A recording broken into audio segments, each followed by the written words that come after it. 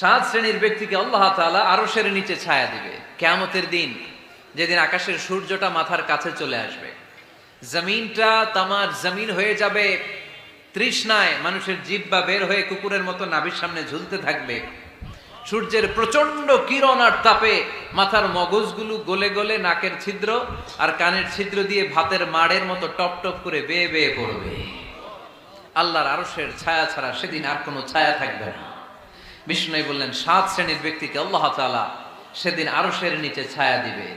তার মধ্যে থেকে এক শ্রেণীর ব্যক্তি রাজুলুন তাসাদ্দাকা বিসাদাকা ফাআখফাহা, এক শ্রেণীর ব্যক্তি হচ্ছে ওই ব্যক্তি যে গোপনে আল্লাহর জন্য দান করে। হাত্তা লা তা'লামু শিমালুহু মা তুনফিকু ইয়ামিনুহু, এমন গোপনে এসে আল্লাহর রাস্তায় দান করে দেয়, তার ডান হাত কি দান করেছে বাম হাত টের পায় না।